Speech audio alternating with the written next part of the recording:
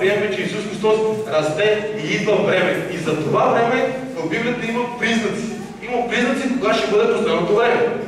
Много добре ги пише в 2 Тимотей, 3 глава. Сега ще ви го прочита, за да разберете кои са признаци за последно време.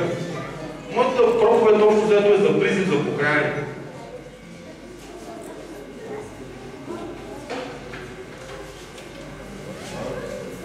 Така, във 2 Тимотей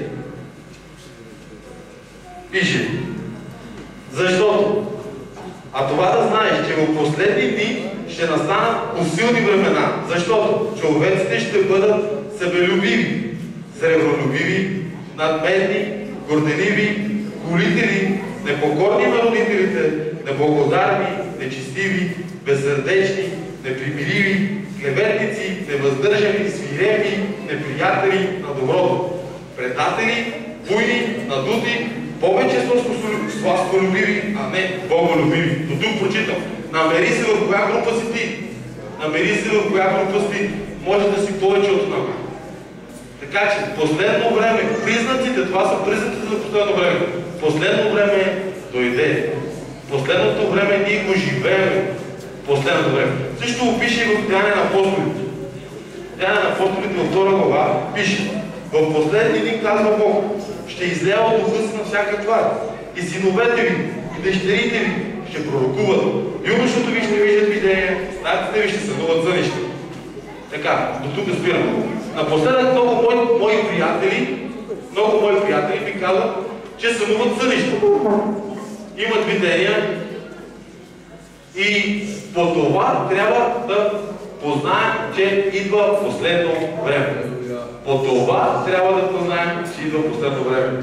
Защото имаме сребролюбие, не сме покорни, обичаме повече парите, отколкото Бога, обичаме повече нашия живот, отколкото Бога.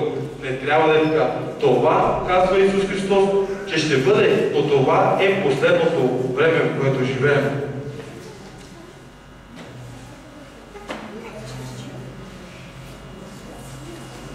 Така. Вярвам, че разбрахте, искам да ви кажа, искам да подчертая, искам да призова тези хора, които не са покаяни, защото последно време е дошло.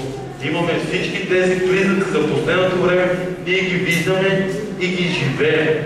И сме в последното време. Ако дойде Исус утре, ако дойде Исус тази вечер, ако наистина Исус дойде тази вечер, къде ще си ти? Помисли си за себе си и може да се отговориш сам на този въпрос. Видяхме много хубави неща. Така. Видяхме много хубави неща. Видяхме как се ражда Йоан в Виеста. Йоан Кръстител. Как се роди Исус в една кошара. Така. Намерете място за Исус в сърцето си.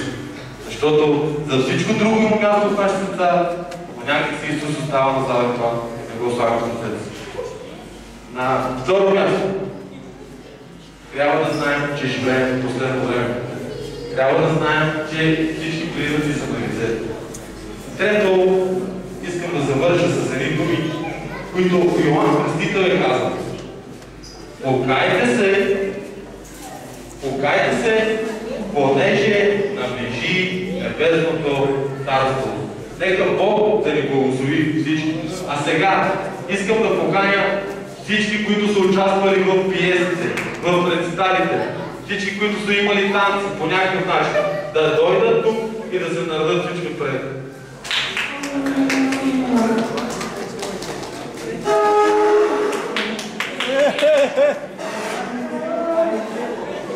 Ясно.